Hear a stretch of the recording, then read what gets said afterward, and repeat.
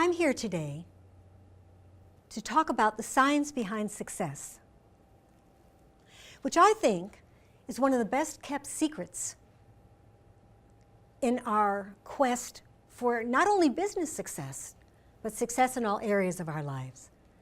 And that is, quite simply, frequency. It is the frequency of our thoughts, our feelings, and our words that cause whatever we're thinking of to happen.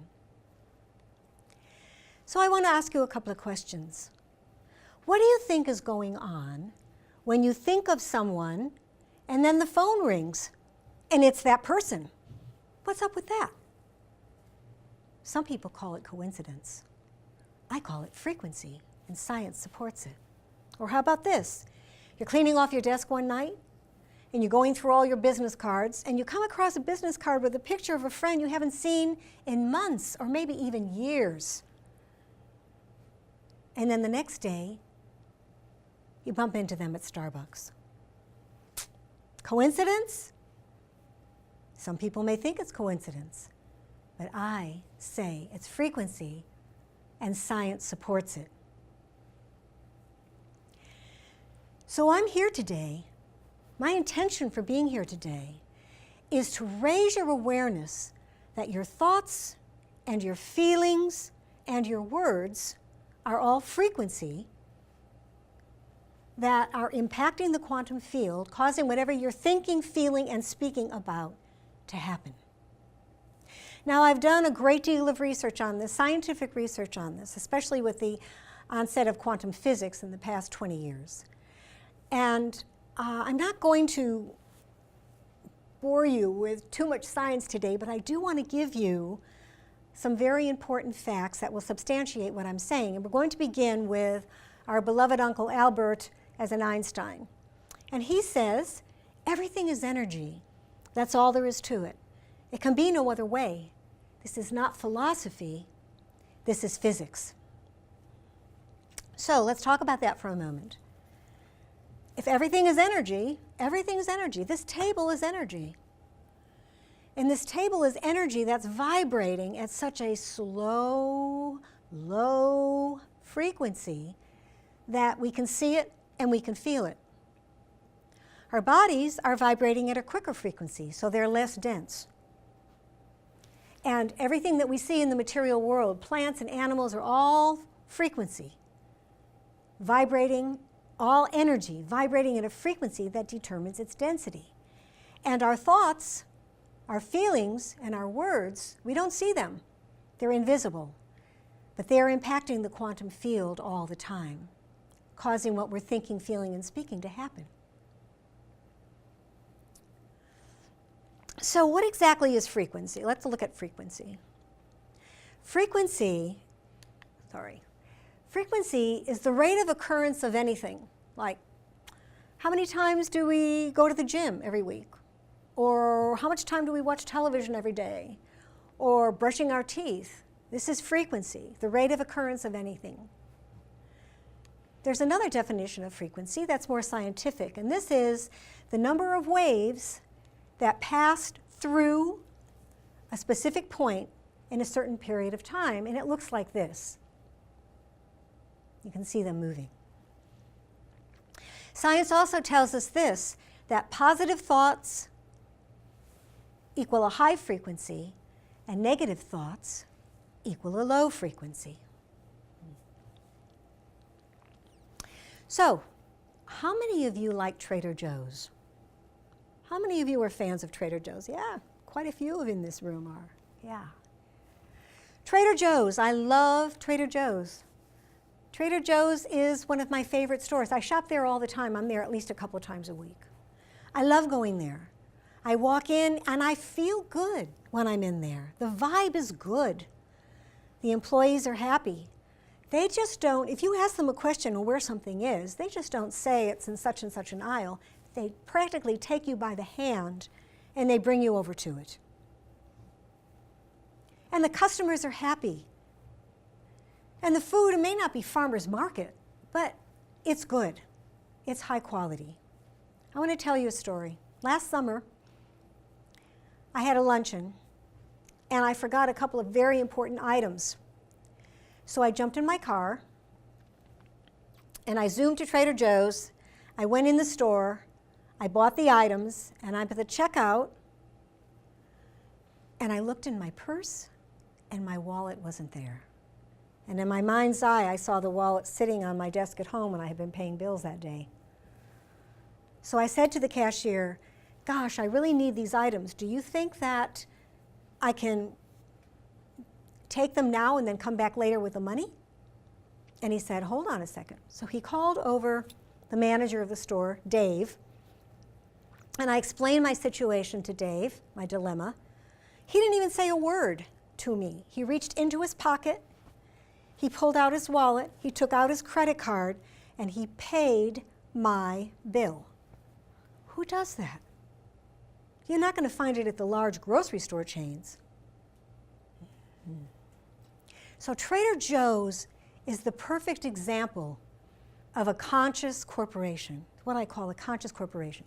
And according to John Mackey, who is the author of Conscious Capitalism, a conscious corporation provides great value for all the stakeholders. The customers, the employees, the suppliers, the investors, society, and the environment. And you know, there are quite a few conscious corporations out there already. And here's a list of them. And you recognize them. And you know what they all have in common? They provide great value for their stakeholders, and their profits are soaring, every one of them. So how many of you would like to have soaring profits? Another way of looking at this is programming. The heads of these corporations knew that if they had positivity, positive thinking,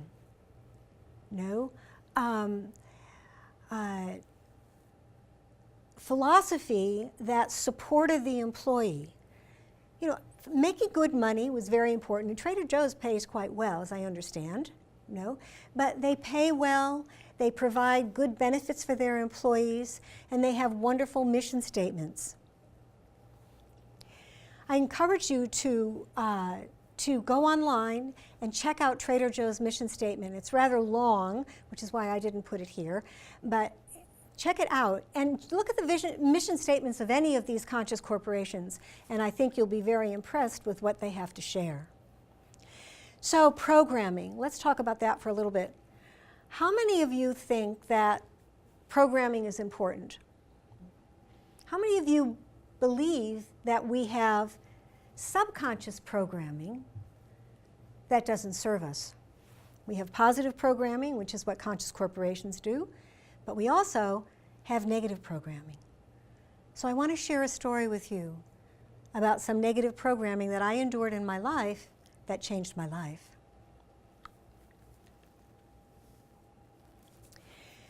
When I was 37 years old in 1983, I was executive director of Big Brothers Big Sisters of Ventura County, California. And I'm sure you're familiar with this program. It serves kids from single-parent families and helps to mitigate the stress of being in a single-parent family without both parents. Well, I had this idea, and it became actually an obsession, that I wanted to keep our kids safe from pedophiles, because pedophiles are attracted to programs like Big Brothers Big Sisters, Scouts, Girls and Boys Clubs, because they can be alone with the children.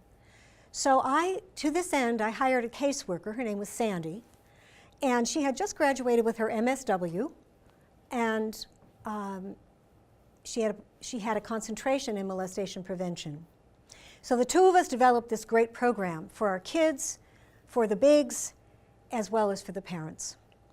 And about 6 months into her tenure with me, we were making matches. I always sat in with all my staff to make the matches because I wanted to know who was matched with whom. And she said she was going to match this little girl, Janie, and she said, you know, I'm not going to match Janie today because she's going to spend the summer with her dad, and the match would be much better served in September. So I said, fine. So flash forward to September, and we're making the matches. And Sandy says, Patricia, I have to tell you that I think Janie was molested by her father or someone in her father's house over the summer. I said, what? And just because you said that, I have to report it to Protective Services. What do you base that allegation on? And she said, in June, this little girl had the most beautiful eyelashes you ever saw, long and thick. And yesterday, there wasn't one in her head, not one in her eyelid. They were completely bald. Well, I sat back in my chair, and I'm sure all the color drained from my face. I hurriedly excused myself, and I rushed to the bathroom, and I held onto the sink, and I looked wide-eyed into the mirror, uncertain whether I was going to pass out or throw up. Because you see, for 30 years, I've been pulling up my eyelashes. And I never knew why. I never knew why.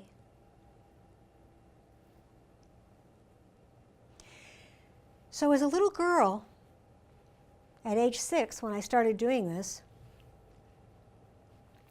was my ritual. I spent a lot of time in my bathroom. And I would wedge a little stool between the toilet and the sink. And I would stand on this stool and I would pull the medicine cabinet close so I could see. And then with some tweezers that I snuck from my mom's bathroom, I would execute the daily task of pulling up my eyelashes one at a time. And as they began to grow in, as long as I could grab the end of it with the tweezers, I would pull it out. And you know, I got this perverse pleasure from seeing the dark, wet root against the harsh bathroom light. And then I would squish it up against the bathroom wall with all the other aborted eyelashes that would never be, and then wipe them away with one swipe of my finger. In time, I didn't even need a mirror or tweezers. I did it with my fingernails. And I did it when people weren't looking, but in time, I didn't even care if they were looking. I did it anyway. My family just thought it was some form of rare alopecia of the eyelids. But I knew that they weren't falling out. I was pulling them out. And I couldn't help it. I couldn't help it. It was a ritual every day, just like brushing my teeth. So here I am, 30 years later, with my staff, and I hear this, and I was blown away. So when I pulled myself together, I called my therapist right away, and I made an appointment. And she was very surprised, because she never took me as a molest victim. But I went to see her shortly after that, and she was a psychotherapist and a hypnotherapist, and she hypnotized me. And she had prefaced my visit with her saying, I want you to think of all the men in your life, your father, your brothers. And when I thought of that, it was like, oh no, it could never happen, you know? But she said, think about it.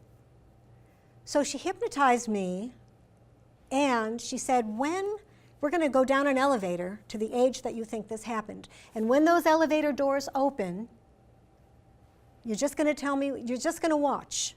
You're just going to watch one, like you're watching a movie, one frame after another. And what I saw was myself as a little girl, about age 6. And in this scene, I was wearing a little camel hair coat and a little tam beret and knee socks and saddle shoes adorable.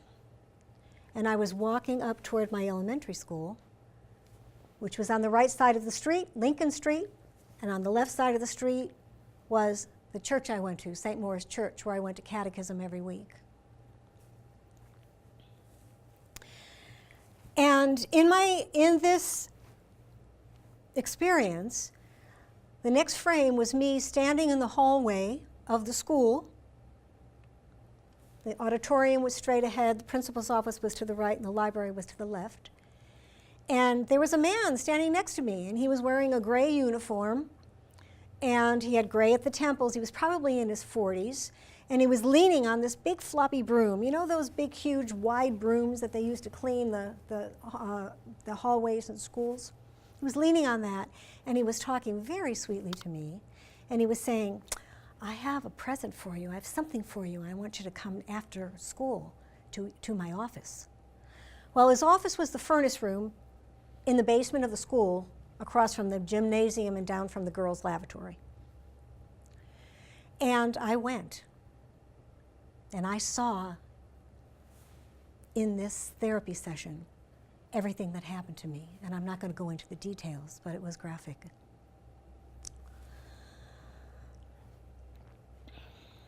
There I am, 6 years old. Can you imagine a little girl at 6 years old having that experience? It was so traumatic for me. Why? Because I was very, very involved in Catholicism at the time. I went to catechism every week and Sunday school after church. And the things that the nuns harped on over and over again were mortal sins. You can't commit a mortal sin. If you commit a mortal sin,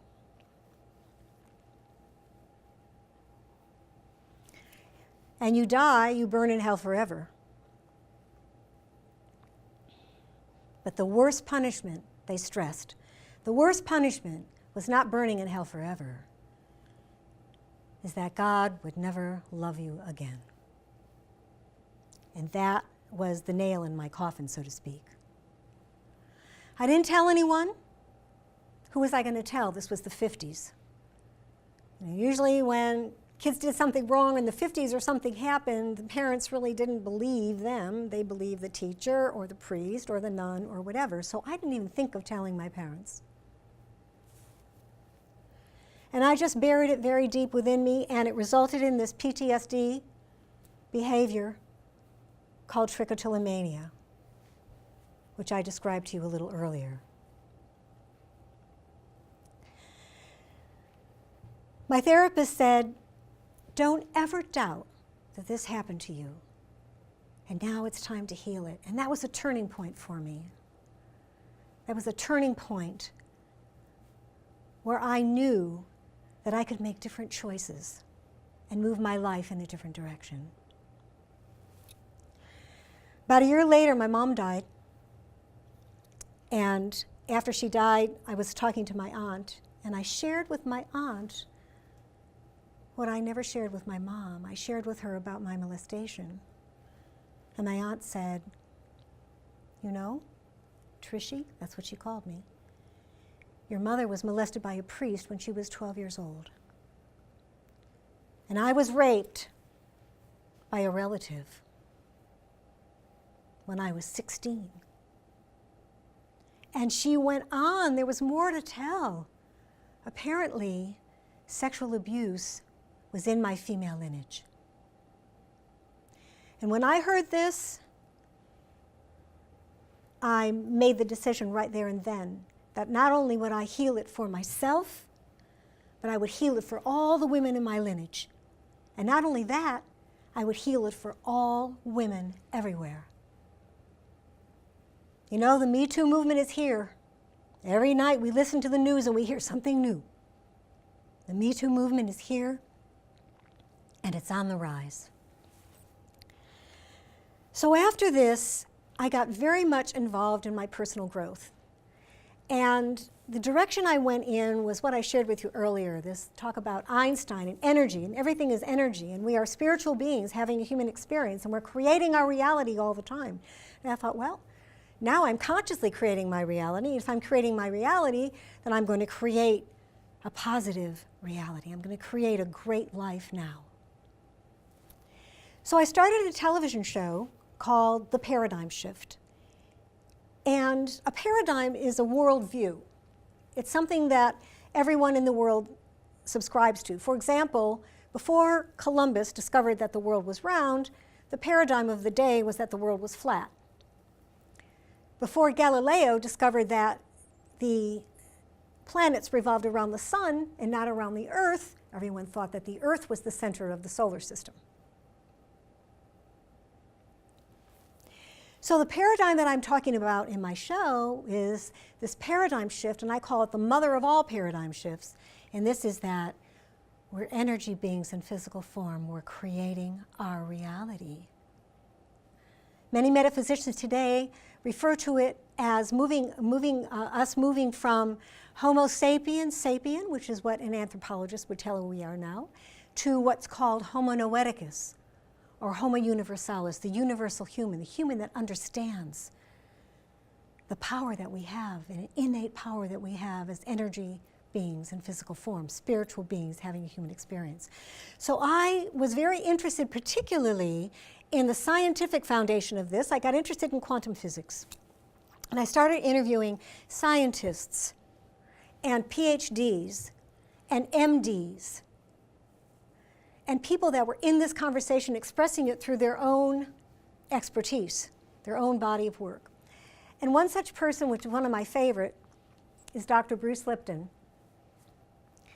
And on my show, he said this: once we are aware that we are fully responsible for creating our reality, we are fully responsible for creating our reality. Attention plus intention equals creation. Another scientist that I loved interviewing is Dr. Joe Dispenza, neuroscientist, written many books, and has actually proven how the brain changes when we shift from negative to positive thinking. And he says, and I love this, there's cause and effect, and there's causing effect. Would you rather be dealing with cause and effect in your life all the time? Or would you accept responsibility for your life and be causing effect? So what I'm talking about here, people, is a new paradigm. A new paradigm. Knowing that we are creators of our reality. Knowing that we are spiritual beings having a human experience. You know, if 20 years ago anyone had told us that we would be able to access all the literature in the world with a click of a screen in our hand, they would have thought we were insane. That's how quickly a paradigm can shift. 20 years from now, people will be in this conversation if you're not already there. So bringing this all the way back to this idea of success in business, success in your personal life, right? You have it in the palm of your hand. You can do it. You can change your life by changing your thoughts. And you know what? As each of us changes our lives, our thoughts, to create lives that are a reflection of our greatest heart's desires, bringing in the right partner, having great relationships, having a wonderful business, being successful in your business, getting promotions, having fabulous employees, have soaring profits. You can have all of that.